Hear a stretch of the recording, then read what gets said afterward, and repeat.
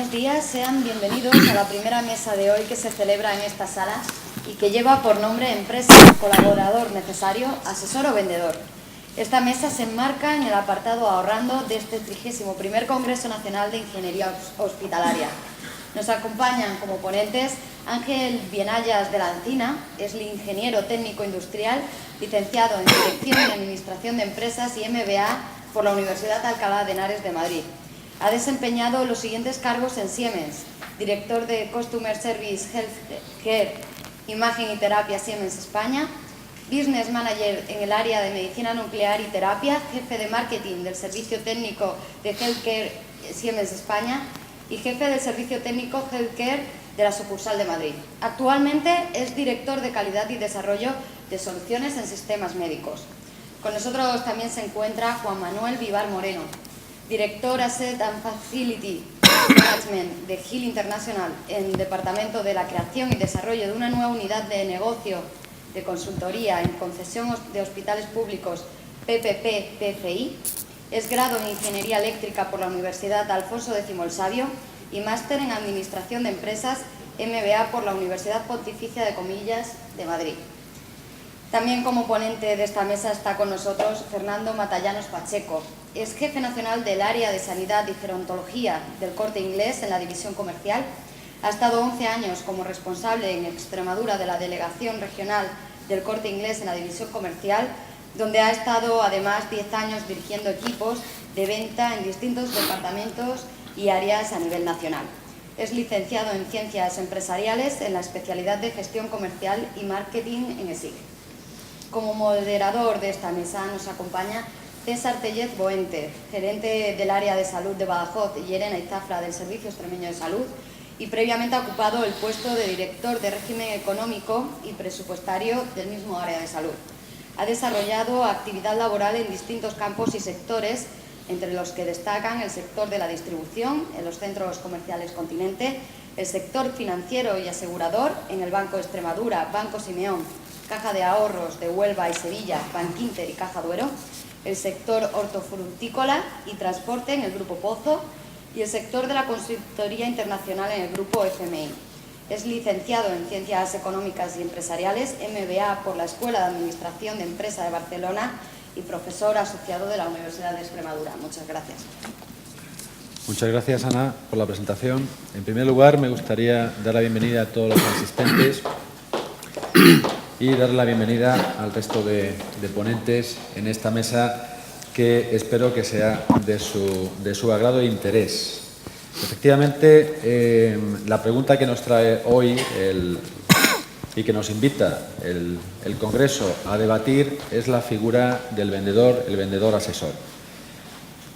Está claro que la venta ha evolucionado hasta el modelo que tenemos hoy, que es un modelo en que se debe facilitar al cliente lo que él quiere, en donde el vendedor identifica las necesidades del comprador, evalúa los requerimientos y le ofrece lo que satisfaga plenamente esta necesidad, sobre todo aplicando siempre la filosofía del ganar-ganar. Para ello, pues el vendedor debe tener y debe conocer una serie de herramientas que al final lo que le van a permitir es establecer una relación, o deben permitirle establecer una relación a largo plazo con el cliente. Es cierto que la palabra vendedor ha pasado distintas etapas, hasta la etapa, digamos, en la que nos encontramos hoy, en siglo XXI, donde sin lugar a duda, y ya respondiendo un poco a la pregunta que nos trae, y aunque el moderador no debe dar opiniones personales, pero bueno, yo creo que es bueno también, hablando de la parte de la administración en este caso, nosotros lo que nos gustaría o lo que nos gusta es que los vendedores sean asesores, que escuchen al mercado, que estudien las últimas tendencias de la venta. Lógicamente el mercado está cambiando continuamente y ellos, los vendedores, son los que de alguna forma son pues esa punta de lanza de todos esos cambios, son los que traen las innovaciones, los que presentan las innovaciones y los que tratan de convencer y con su asesoramiento para que al final se adquiera o no se adquiera un producto determinado. Hay grandes preguntas que responder, preguntas que escuchar es lo mismo que oír, porque muchas veces, y preguntaremos, escuchamos, Es la gran pregunta que se hace o que se le hace a los vendedores, ¿no? Ellos vienen con su idea y al final ellos quieren vender su producto, ¿no? Nosotros lo que queremos es que nos escuchen. Pues para eso hay cuestiones como la percepción, ¿no? Que la percepción no deja de ser el proceso en el cual el individuo reconoce, selecciona, organiza e interpreta los estímulos para integrar una visión significativa y coherente del mundo, ¿no? Basado en sus necesidades, en sus valores y en sus expectativas. Para cada individuo la realidad es un fenómeno personal que está basado en unas necesidades, unos valores y unas experiencias vividas por él mismo. Hoy, si nos vamos al tema empresarial, ¿qué percepción hay? Pues que todas las empresas son iguales, que todos los productos son iguales y que los precios son similares. Y ahí es donde la figura del vendedor asesor tiene que empezar a cambiar paradigmas. Porque, ¿por qué tengo que comprarle a usted? ¿Cuál es la diferencia que hará que me decida por usted o por su producto, por su empresa, frente a los demás? Lógicamente, creo que la diferencia, y hoy lo vamos a intentar comentar, está en el valor agregado.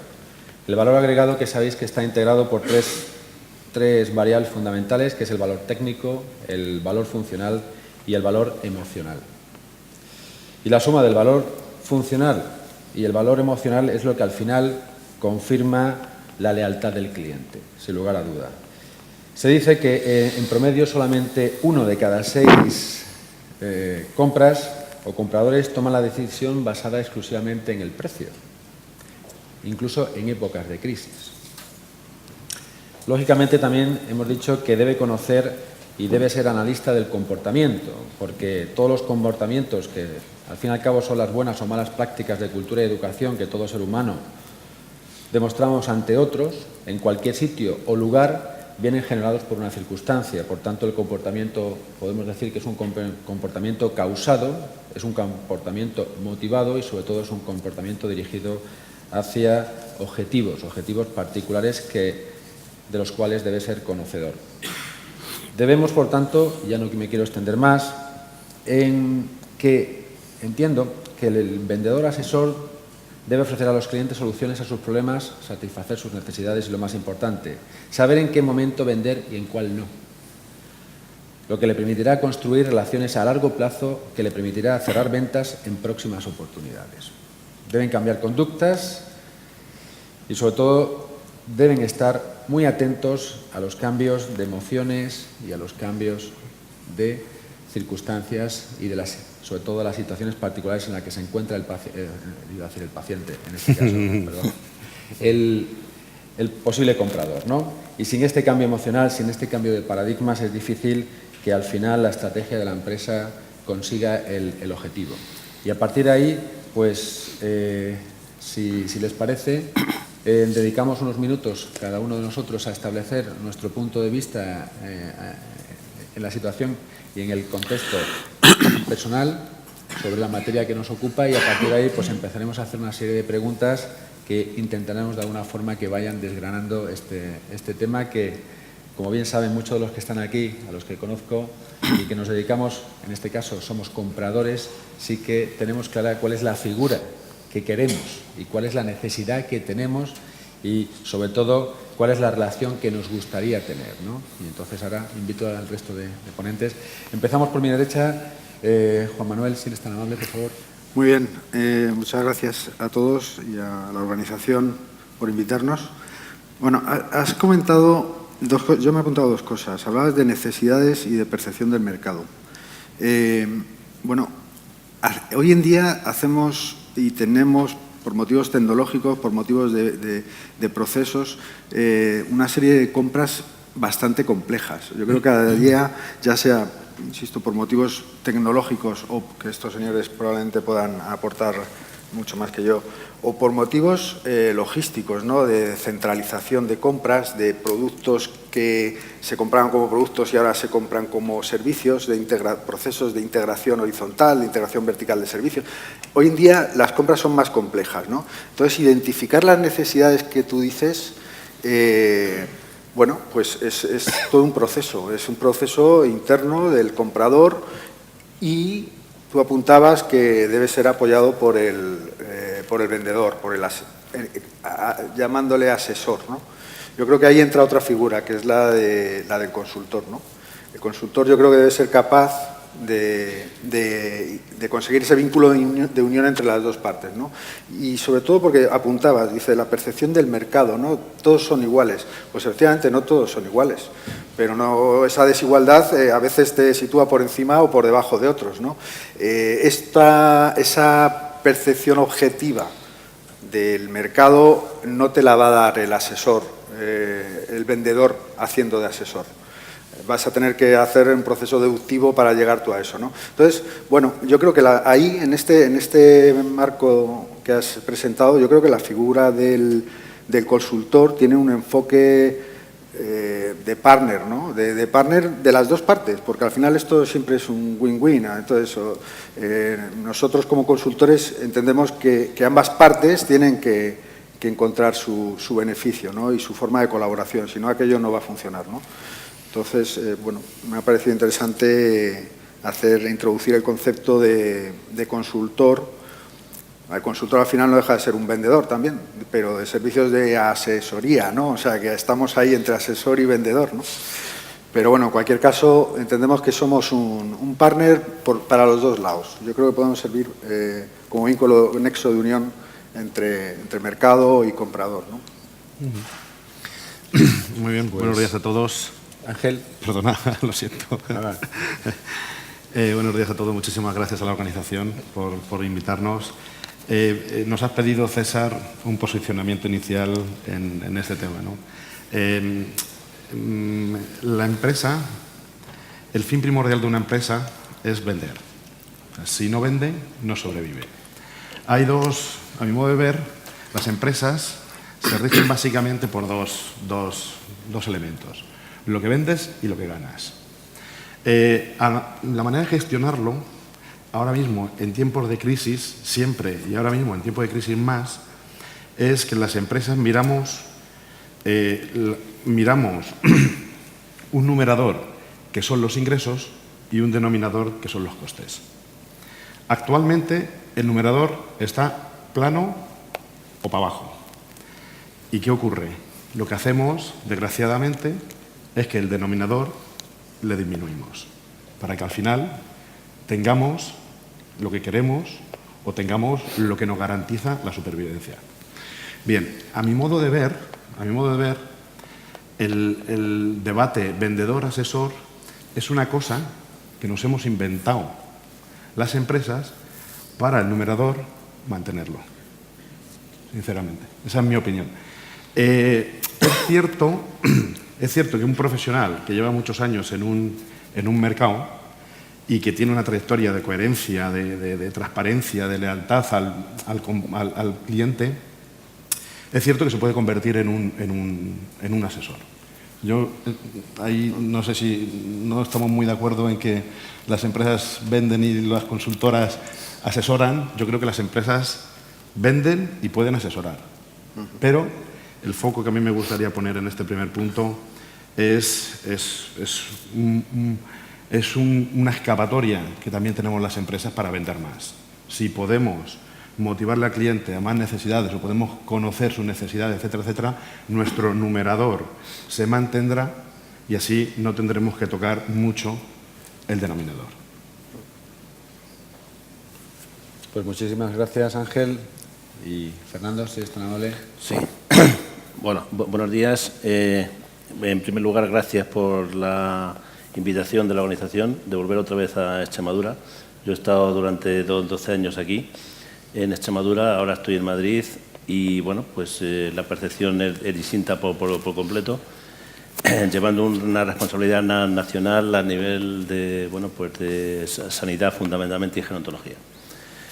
La percepción de vendedor, yo después de mi formación personal, yo llevo 25 años de vendedor, empezando desde abajo, digamos, desde la venta pura y dura a la dirección de empresa, digamos, de vendedores por zonas y de distintos productos y distintas materias, ¿vale?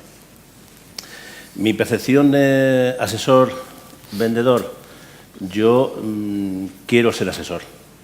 El problema es que detrás tengo que tener un interlocutor que me escuche.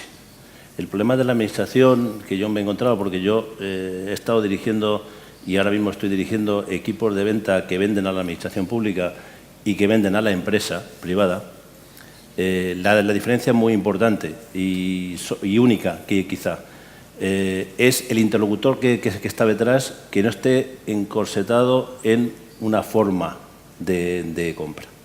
La administración, para mí, es uno de los hándicap que tiene, y es que tiene que reformar esa forma de interlocución con la venta. Yo me siento asesor porque creo que un vendedor que no sea asesor al final se convierte en un charlatán más. El problema es que los tiempos nos están cambiando hacia una parte muy importante, y es que con el tema del precio, con el tema de los diálogos competitivos, de ser más barato y más barato y más barato, llega un momento en que tocamos hueso y que al final nos convertimos en puros dejar el producto ahí porque es que no podemos ofrecer más. Entonces, esa es la diferencia importante. Creo que el intermedio entre asesor-vendedor es la parte fundamental que tenemos que tener todos. Yo me siento asesor y creo que la tendencia debe ser un vendedor-asesor. Vendedor, simplemente colaborador de la administración, pues como decía antes César, ¿no? O sea, César, perdona. Ángel. Llega un momento determinado en que las empresas estamos para ganar dinero. Entonces, no podemos estar siempre asesorando. Entonces, ahí llega un momento determinado en el que el asesor se tiene que convertir en vendedor, porque si no, al final los números no nos cuadran a nadie, ¿no? Esa es la parte importante que yo creo que debemos de tener claro. Y cambiando las estructuras, pues yo creo que al final todos podemos llegar a un buen equilibrio en el que el asesor se convierta en vendedor y el vendedor sea un buen asesor. Pues muchas gracias, Fernando. No sé por qué, pero qué casualidad que los dos economistas han hablado de ingresos-gastos. No sé por qué. Ahora me gustaría haceros una pregunta. Después de haber dejado clara cada posición, hemos sacado una nueva figura, la figura del consultor, que quizá en ese 1 más 1 al final, si añadiésemos al consultor tendríamos 1 más 1, podríamos llegar a 3, podría ser una suma lógica según los criterios que nos ha presentado Juan Manuel. Pero, ¿puede ser una persona asesora o debe ser necesariamente la empresa la asesora? Si os parece, vamos respondiendo con el mismo orden, Juan. Sí. Juan Manuel. Bueno, yo creo que al final, si entendemos persona, o sea, esta dualidad que has presentado desde el punto de vista del vendedor o de un asesor que sería un consultor, o lo planteas como persona física o persona jurídica. No acabo de entender la Vamos a ver. Nosotros, cuando viene a vernos una firma, viene a vernos una firma, viene representada por una persona o por 2 o por 3, ¿no? Entonces, a veces se personaliza, ¿no? Es decir, porque al final tú le compras a Pepe Pérez, porque Pepe Pérez es tu asesor de confianza, esté hoy en X o en Y, ¿no? O al final dices tú, bueno, yo mi confianza la he depositado en una firma concreta, que sea, es decir, entonces esa es la pregunta, es decir... Bueno, ahí entran diversos factores, ¿no? Desde luego, la solvencia técnica del asesor, ya le situemos en cualquiera de los tres estados que hemos comentado, yo creo que es lo importante, ¿no? La solvencia técnica que pueda aportar esta persona, ¿no? Que se traduce en términos de confianza, en términos de integridad, de una relación íntegra, etcétera, ¿no? Bueno, yo creo que en términos subjetivos, al final la persona es en la que tú depositas la confianza, ¿no? Yo sí entiendo que yo sí entiendo, en este lado me caigo casi más del lado de la persona que de la empresa. No lo sé, no sé. Yo no. Yo me decanto más al lado de la empresa. O sea, cuando es cierto que el que genera la confianza en la persona es su trayectoria, es su capacidad de conectar, de tener confianza con el cliente, con el que quiere comprar. Pero cuando hay un pedido estamos todas las empresas estamos encima de vosotros cuando queréis comprar algo. El problema es cuando las cosas se ponen feas. Cuando las cosas se ponen feas, ahí está, esa es una frontera entre el vendedor y el asesor. Ya los vendedores todos desaparecen. Entonces, el punto que es, para mí es muy importante, del asesor, es que sea capaz de que cuando las cosas se ponen feas, se le dé una solución al cliente. Por ejemplo, cuando el equipo ha llegado sin las especificaciones que se habían comprado, cuando ha llegado tarde, cuando los miles de problemas que tenemos después en el servicio técnico, etcétera, etcétera. Si las personas que venden, esos que queremos que sean asesores, no son capaces de reconducir una crisis, una situación de problema, de crisis, no es un asesor, es un vendedor. Es un vendedor que ha estado cuando había un pedido. Yo, mi opinión va más en línea con Ángel. Yo considero que la empresa está por encima del vendedor. ¿Por qué? El vendedor se tiene que formar, tiene que asesorar, pero mañana está aquí y después, con la cantidad de cambios que está habiendo, detrás tiene que tener un respaldo importante. Porque un asesor o un vendedor simplemente que represente a sí mismo, al final se ganará la confianza de la persona que está detrás, pero para mí la empresa es la que tiene que estar detrás, porque no solamente el vendedor, es que luego en la parte técnica, en la parte económica, hay muchísimas facetas ahora que no solamente se resumen la venta en el producto, es que detrás está el servicio técnico, es que detrás está la parte financiera, porque claro, yo no puedo tener un producto muy bueno, vendedor, lo ha vendido, pero resulta que luego los números no cuadran para el que está detrás soportando eso.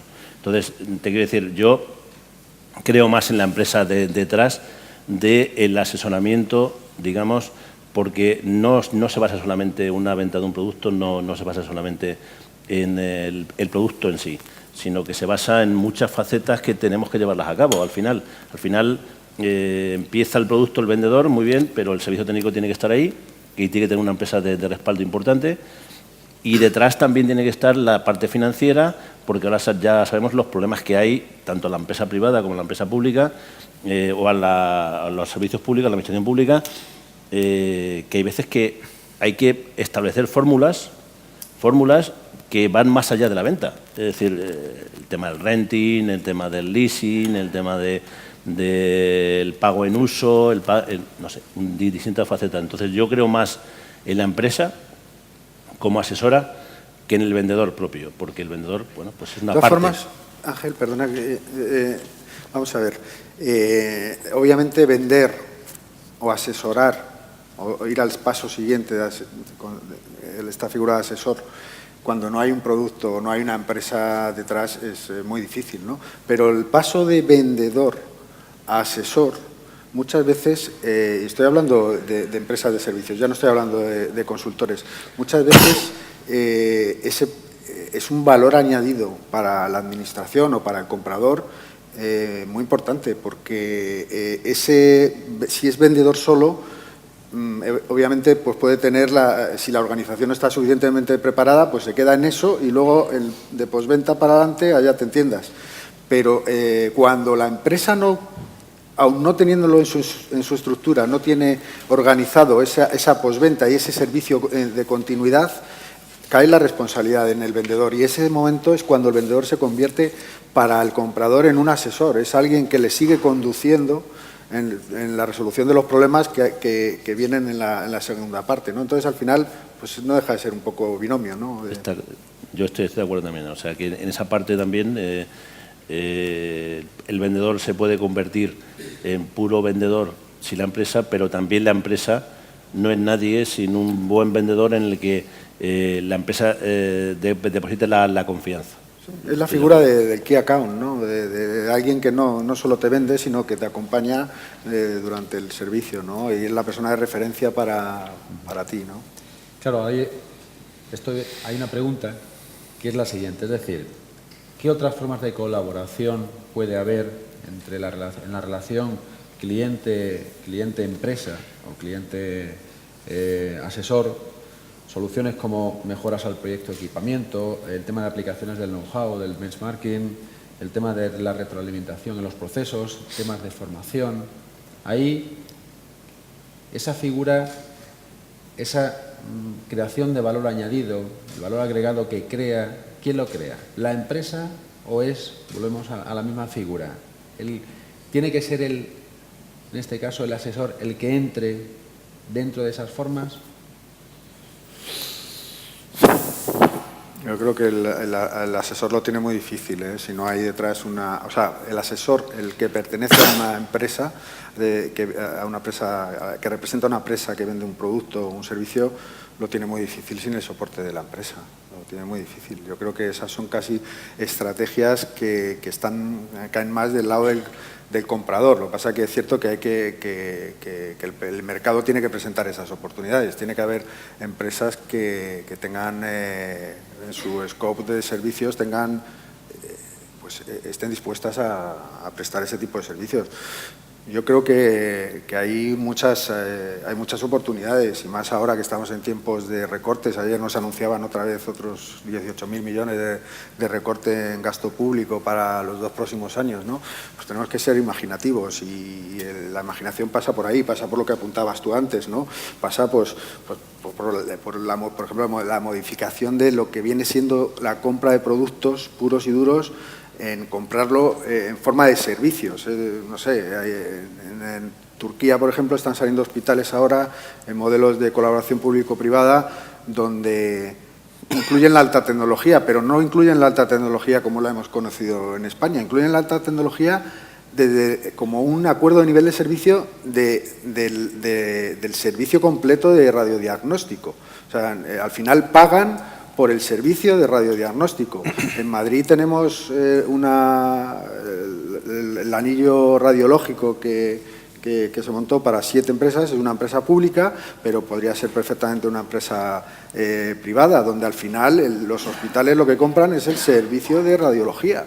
Y te has quitado de por medio pues especificaciones técnicas de equipos, contrato, licitación de compra, licitaciones de mantenimiento, montones de barreras y de complejidades que tiene el proceso de compra en las administraciones, yendo directamente a la compra de un servicio final, ¿no? Que además si eres capaz de definirlo como un acuerdo de nivel de servicio, con unos niveles de calidad y un pago variable en función de esos niveles de calidad, pues parece que puede ser una fórmula interesante. En ese sentido, yo creo que hay muchas iniciativas que hay que explorar, y muchas que yo creo que ni nos imaginamos, y que probablemente sigan surgiendo, ¿no?, en el futuro próximo. Yo, referente al tema de la colaboración de lo que estamos hablando, realmente también ahí eso nos establece, nos da pistas para separar al vendedor del asesor. Realmente el asesor, ¿cuál es su finalidad o cómo debería actuar? El asesor debería transferir know-how a la persona que quiere comprar, ampliarle su horizonte, y después, si te compra a ti, pues mucho mejor. Eso es el leitmotiv del asesor, transferencia de know-how.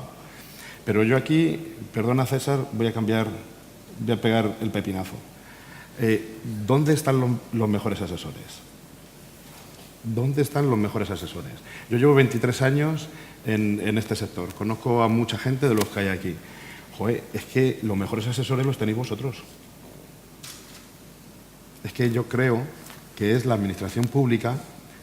Joder, a mí yo transferir know-how a gente que hay aquí es muy pretencioso. Además, en los últimos años de crisis, las ideas las novedades vienen de vuestra parte. Yo tengo la sensación de que las empresas vamos detrás. Es cierto, en una empresa, en una multinacional o en una empresa grande, pues hay mucha gente muy válida, que se convierten, con el paso del tiempo, de vendedor a asesor. En las consultoras hay gente muy válida.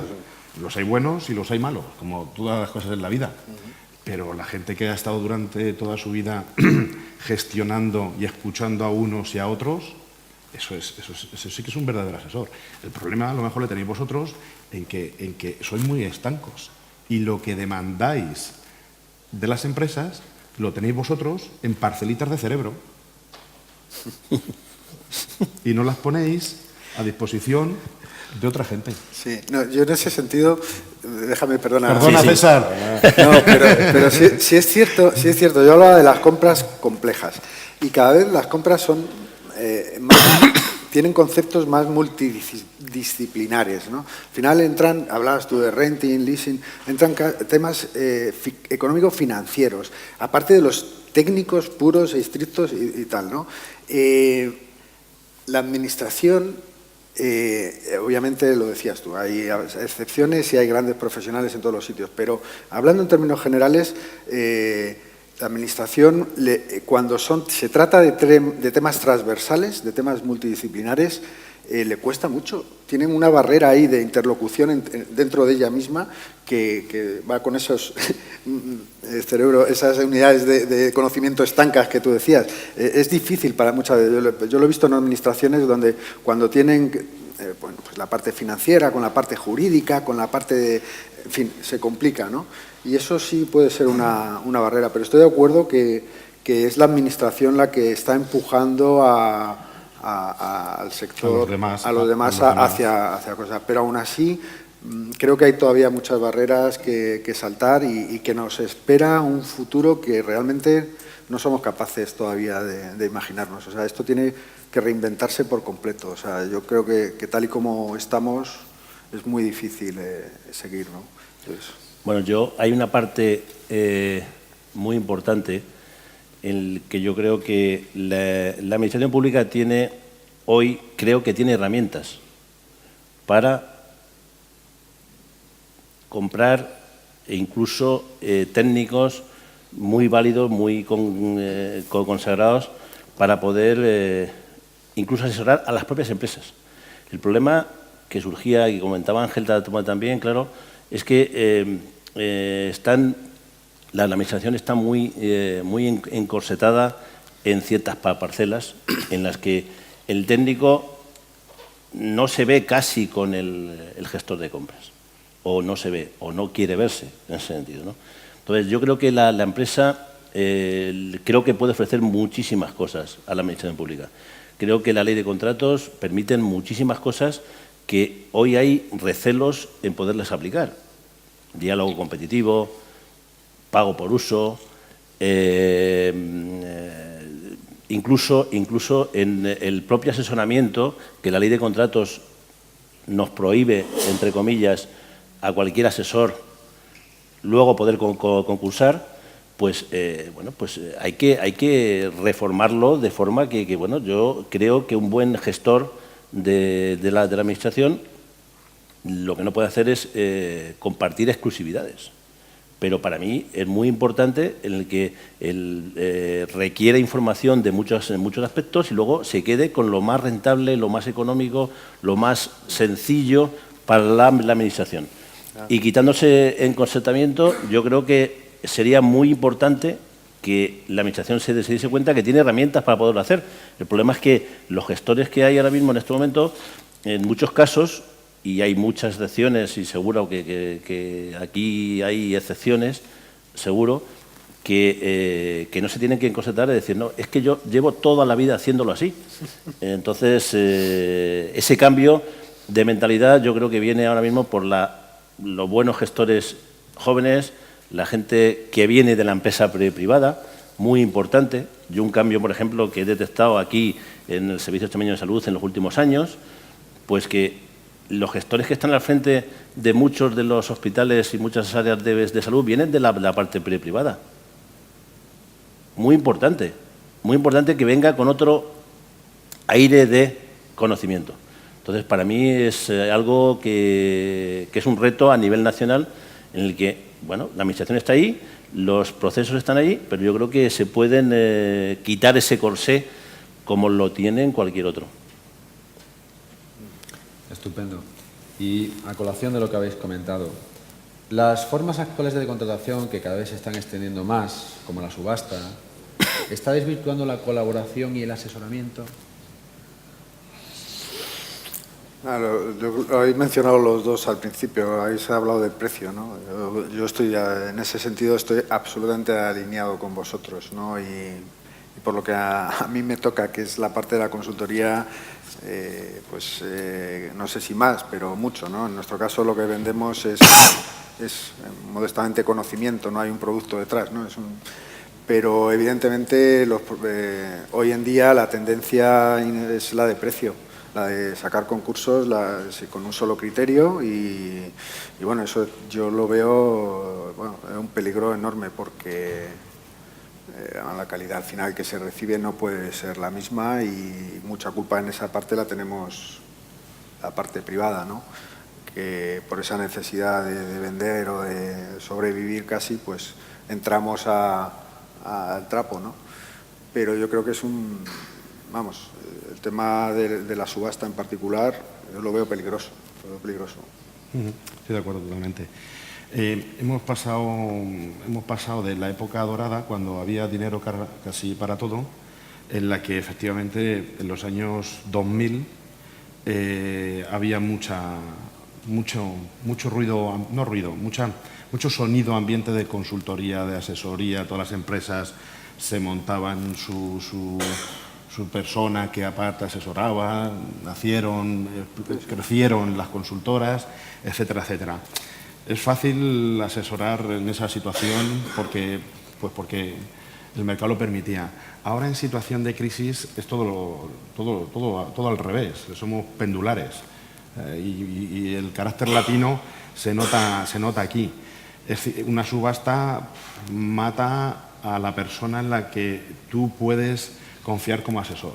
Es decir, un vendedor que lleva 20 años, que tiene a la empresa detrás, que se convierte en un asesor, que efectivamente es un asesor porque soluciona problemas de crisis, porque arrastra a la empresa a favor de ese cliente, se desmotiva cuando sale una subasta. O sea, estás trabajando horas, intentando ayudar y después en una subasta es precio. Eso es demoledor. Eso es ni antes tanta asesoría, ni ahora tan poca y solo precio, ¿no? Yo creo que la crisis, la subasta es un asesino de asesores. Yo además opino que en la virtud está en el centro ahí, ¿no? Es decir, que no, como tú decías, y es verdad, pasar de asesorar todo y ahora no asesorar nada. Y sobre todo una parte muy importante que yo sí veo que en el tema de las subastas. Cuando se trata de productos muy claros, muy específicos, muy sencillos, digamos, entre comillas, de poder suministrar fundamentalmente o de poder poner en marcha, es fácil una subasta. El problema es que luego, después de la subasta, tiene que venir la otra parte todavía quizás más importante, y es el control de ese producto. Es decir, lo que estábamos comentando antes, ¿no?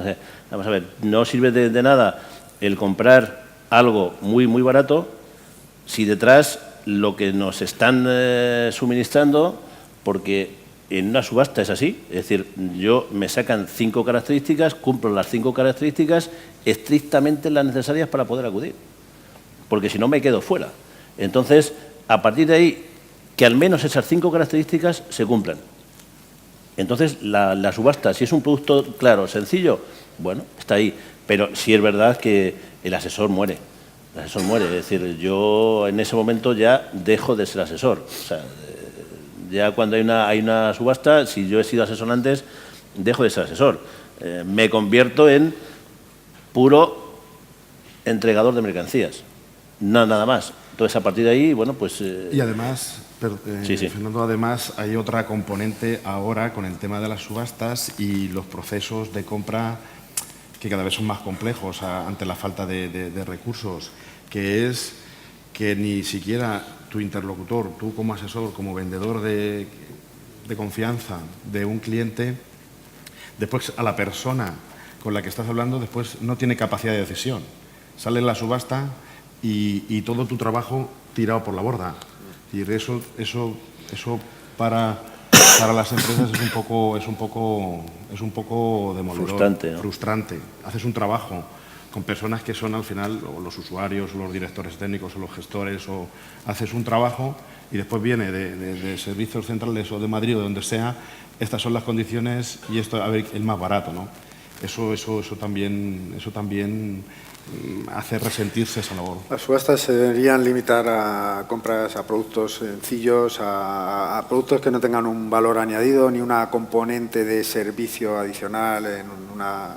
En estos casos yo creo que no. Y apuntabas antes, yo creo que procesos como el diálogo competitivo, que no deja de ser un asesoramiento, pero de una forma, o sea, formalizado, ¿no? Legal. Sí, sí. Legal, ¿no? Sí, sí. Transparente. Yo no sé por qué, bueno, sí sé, lo hacemos poco porque es un proceso largo, tedioso, que consume recursos, pero estamos en lo de siempre, es el paradigma de la eficiencia, ¿no?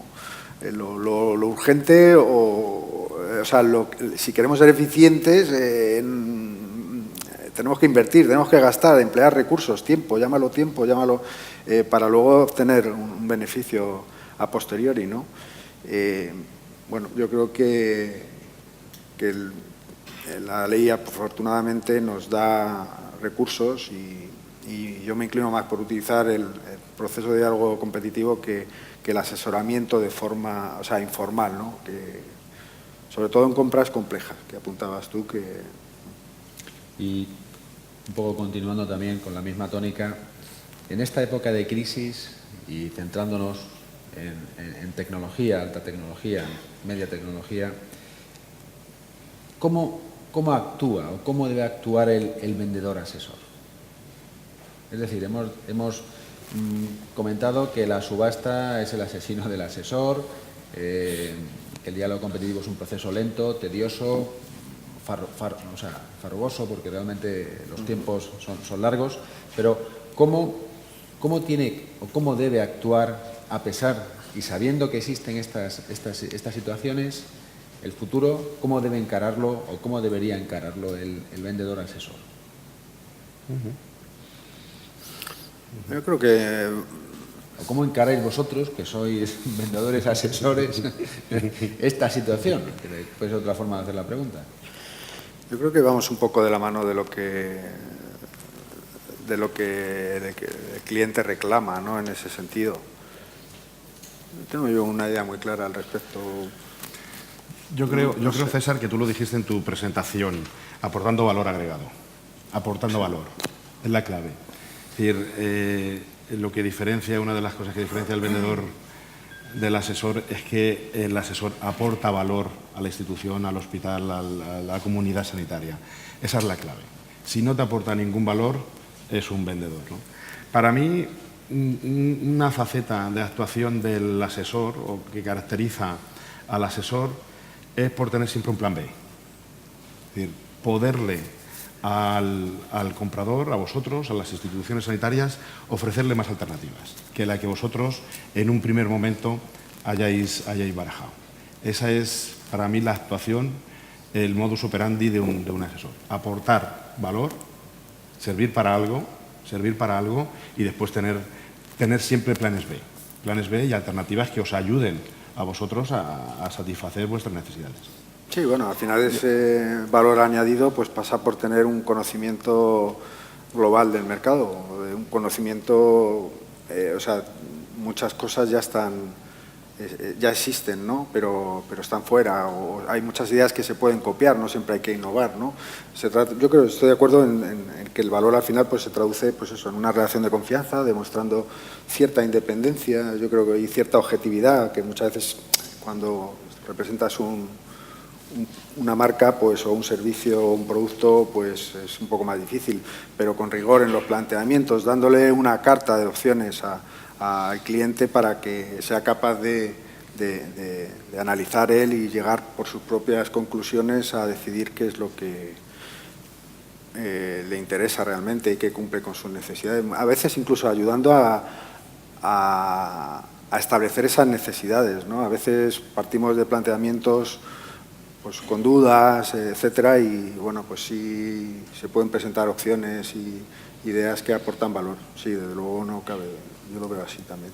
Yo mi labor ahora mismo, yo diría que una parte muy importante es ser capaces de que cuando tienes a un interlocutor que te deja hablar y que te escucha, detrás puedes ofrecerle muchas más alternativas. El problema es que hay gente que dentro de la administración pública y dentro de la privada exactamente igual, en el que no escucha, es decir, o no te deja expresar realmente lo que puedes, porque yo creo que el asesor, además de producto, porque tecnológicamente, yo por ejemplo, los productos que tenemos nosotros tecnológicamente no es igual que Ángel o igual que tú, que hacéis otro tipo de producto, mi producto está en el mercado, es decir, hay muchísima gente que pueda ofrecer ese mismo producto. ¿Qué ofrezco detrás de eso? Pues soluciones en las que puedo ofrecer mi empresa, puedo ofrecer mis formas de financiación, puedo ofrecer mi servicio de logística, puedo ofrecer algo más y se convierte en un asesor. El problema es que detrás hay gente que no escucha. Entonces, yo creo que es la principal hándicap que tenemos en nosotros, como yo por lo menos me estoy encontrando en ciertos interlocutores, es voy a ser capaz de que me escuche o no, porque muchas veces nos convertimos en, bueno, sueltas ahí, pero resulta que dicen, bueno, al final llevo 2 años con este tema, le he lanzado 25.000 cosas y lo sacan lo más enrevesado del mundo, el proceso. Entonces, te quiero decir, entonces eso al final te defrauda un poco, ¿no? Pero vamos, yo creo que si se convierte un poco el interlocutor, hay feeling en ese sentido, para mí es perfecto el que exista ese asesoramiento, vamos. Pues yo creo que llegado a este punto hay muchas más preguntas que podríamos hacer, pero yo creo que podríamos pasar la palabra al público y atender algunas de las preguntas que cualquiera de los asistentes nos quiera hacer. A ver si... Hola, buenos días. He podido apreciar un poco que el enfoque que le habéis dado todos es tanto asesor-vendedor previo a la venta. Desde el punto de vista de la ingeniería hospitalaria, nosotros cuando verdaderamente diferenciamos el asesor del vendedor es después de la venta. Entonces, lo que te puedo aportar desde el punto de vista financiero, desde el punto de vista de consultoría, a nosotros un poco la preocupación dentro de la ingeniería es el asesor verdaderamente para nosotros es después de esa venta, porque es como nos mantiene como cliente y nos mantiene su confianza como cliente. Yo no sé si estaréis de acuerdo un poco en ese sentido, me imagino que unos sí y otros no. Yo lo he comentado y estoy totalmente de acuerdo. El momento de la venta es un momento dulce para los que compran y para los que venden. Más dulce para el que gana la venta. Luego los otros es un poco más amargo. El problema y una barrera y una frontera para distinguir al asesor del vendedor es qué pasa cuando vienen los problemas. Qué pasa cuando tenemos que gestionar situaciones complicadas. Cuando la máquina que viene no ha venido en plazo, no trae cosas que tenía que traer, después el servicio técnico no está a la altura de lo que te dijeron en el momento de la compra, un largo etcétera. Porque tú has comprado para 12 años, o para 10, o para 14, o para 16. Y el asesor es el que está esos 16, 12, 8 años de vida de lo que ha vendido su empresa. Ese es efectivamente una frontera o una pista para distinguir al vendedor del asesor. Un poco lo que comentaba Fernando, que necesitaban que se le escuchase y demás, ¿no? Que la gente no escuchaba. Nosotros lo que necesitamos es alguien que al otro lado del celular, vamos a llamarlo, hable nuestro mismo idioma. en ese sentido, porque si no estamos con intermediarios por medio.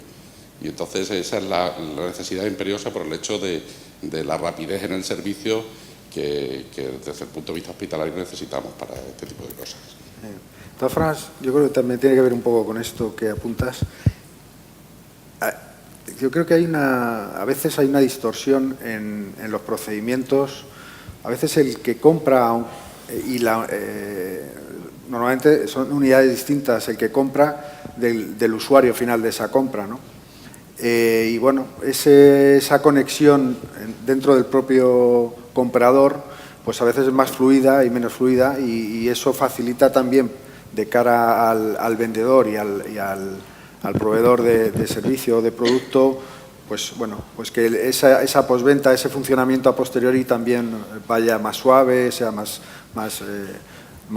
fácil, ¿no? Pero es cierto que en ocasiones yo pienso que incluso aunque se hacen los pliegos desde la unidad, muchas veces desde la unidad usuaria, los pliegos técnicos, pero a veces, bueno, pues esa distorsión que hay en el propio comprador, y hablo de público y de privado, pues ocasiona que sea difícil luego en esa parte de postventa, de servicio y tal, dificulta a la propia prestadora de servicios el complementar eso de forma óptima. Yo estoy de acuerdo, además, en la parte que tú dices, pero hay para mí una ruptura, y es lo que comentaba yo antes, en el que yo estoy totalmente de acuerdo en el que el asesoramiento viene después de la venta, está muy claro. El problema es que se queda en el interlocutor usuario. Es decir, luego se cortocircuita y los departamentos de gestión y de compras en muchos casos no lo conocen. Entonces, muchas veces nos da la sensación, que no es siempre, nos da la sensación cuando asesoramos excesivamente a la gente que está comprando esos servicios, está comprando ese producto, que no llega luego, porque estamos viendo casos muy concretos y muy a nivel nacional, yo lo estoy viendo además cada vez más a nivel nacional, en el que me tiro muchísimo tiempo de posventa en ciertos servicios, y aquellos proveedores o aquellos que están vendiendo un producto que sé que están teniendo problemas con él, que sé que no les gusta al usuario final, lo siguen comprando porque vale un céntimo menos, ¿sabes? O sea, que te quiero decir que no sé si soy yo, bueno, entonces te quiero decir, para mí eso es importantísimo, es decir, que la Administración, esos departamentos estancos que hay, que sean únicos para que esos problemas que yo te voy a dar como por postventa, que lo conozca la parte de gestión para que lo tenga en cuenta o lo tenga a favor. Sí. Es decir, que ese es un gran problema que nos encontramos como empresa, ¿no? Sí. En el que dice, bueno, yo estoy haciendo aquí un asesoramiento fenomenal, una postventa fenomenal, pero al final llega un momento determinado en el que dices, es que sacan un concurso, es que sacan una oferta y no me premian nada. O sea, a veces es la distorsión que apuntaba yo. A veces los criterios de éxito desde el punto de vista del comprador, de éxito de una compra, de la unidad compradora o de la unidad usuaria, son distintos. Y luego a la unidad compradora no le llega, o le llega y hace oídos sordos, el feedback de la parte usuaria, ¿no? Entonces, sí, era un poco lo que apuntaba yo, esa distorsión. Con formato subasta es muy complicado. Eso, que pueda llegar desde la parte técnica, ese valor añadido que te puedan dar a lo largo de la vida útil, digamos. Sí, estoy de acuerdo. Gracias. Aquí, por favor, hay una pregunta.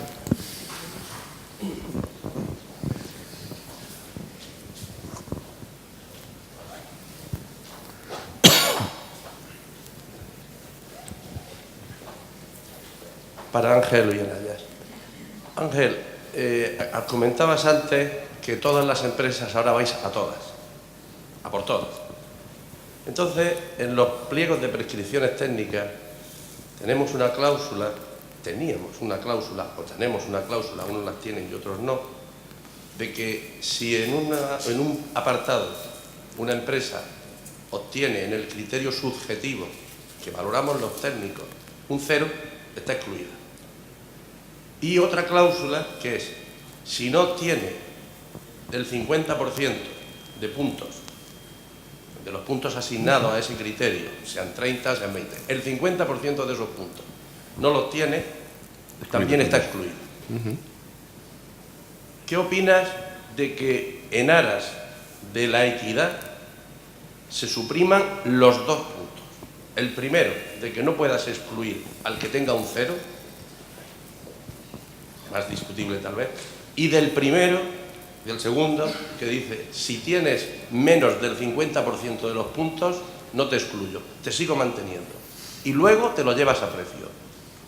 ¿Qué opinas de que en base a la equidad y que todo el mundo tenga los mismos derechos y pueda participar, nos desarmen a los técnicos y a los responsables de esas compras de alta tecnología, o de media tecnología o de servicios? O servicios complejos como es el mantenimiento y la electromedicina. Sí. Yo lo tengo claro, o sea, lo tengo clarísimo. En compra de alta tecnología no debería existir eso, porque Philips, General Electric, Siemens, Toshiba o el que sea, tiene base para apostar por un equipo de alta tecnología, de media tecnología. O sea, no veo motivos para que General Electric o Siemens o Philips estén excluidos. Tienen todos los productos, su categoría es buena, no debería existir eso, sinceramente. El problema, o sea, hay otro tipo de concursos, por ejemplo, el de, no tengo ni idea, pero sí que de lo que vosotros me contáis o de lo que oigo, el de la limpieza o tal, que hay 25 empresas que se postulan para llevarse ese concurso. Eso es imposible gestionarlo, porque hay 25 empresas que si es para Extremadura, una está en Vigo, dice, pues me voy a presentar. Y como no tiene opciones, baja el precio y si sale adjudicataria, pues todo el mundo tenemos un problema. Es decir, yo, sinceramente, y siento ser tan drástico, en concursos donde hay tanta concurrencia, aceptaría las exclusiones. Pero no puedes hacer una ley que solamente valga para la limpieza o el mantenimiento. Es mucho más genérico. Entonces, arrastramos el resto. Y además, hay empresas de alta tecnología o de media tecnología que también van a por todas y entran en campos de mantenimiento o de suministros de alta tecnología vía porcentaje de renovación tecnológica y pueden dañar o menoscabar la calidad de los hospitales metiendo luego un material como renovación tecnológica de ínfima calidad. Estoy de acuerdo. Por lo tanto, tampoco en esos contratos que tú decías de alta tecnología, de Siemens, Toshiba, Philips, también debería estar, bajo mi punto de vista, también debería mantenerse esa cláusula del 50% mínimo. Yo lo he dicho, gestionar 5 proveedores creo que es fácil para vosotros. Y para uno cuando se va a comprar un coche, el foco le tiene en 2 o 3 modelos, en 2 o 3 marcas. No tiene en las 14 que hay, tiene 2 o 3, después visita las 2 o 3 o las 4 y se queda con el coche que quiere. Yo en concursos que fueran menos de 5 no excluiría, y cuando estamos hablando de cosas donde pueda haber mucha concurrencia, yo creo que es complejísimo para vosotros aclararos en entornos de 10 o 15 o 20 empresas. Eso es imposible, Yo ahí sí lo pondría, en lo otro no. El problema, yo creo que para ellos es difícil saber cuántos se van a presentar. Entonces, claro, es que llega un momento determinado lo has dicho antes, todos vais a todo. Y entonces, si no ponemos un filtro, nos encontramos tropecientos proveedores. De todas formas, nos encontramos pues el chino, el otro y el de la moto. De todas formas, por centrarnos en el tema que nos ha traído, que es la figura del vendedor asesor. Quiero decir, quizás sería bueno analizar qué papel puede tener, en este caso, el vendedor asesor con figuras con figuras como esta, ¿no? Es decir, dónde realmente puede o debe, porque cuando hablábamos de los cambios de paradigma, está claro que esta es una situación que está ahí en el mercado y que el asesor debe conocerla, el asesor vendedor debe conocerla, y cuáles podrían ser las herramientas o las formas que tendría en este caso el vendedor asesor para poder salvar esa barrera que ahora mismo nos llega. Yo me gustaría que enfocásemos las preguntas, por favor, desde el punto de vista que nos trae Pepe. No, pero ahí la función del vendedor asesor es clarísima. Claro. Es ayudaros en una compra compleja donde van a venir 15 competidores, o 8 o 10. Eso creo yo, sinceramente, no lo he vivido.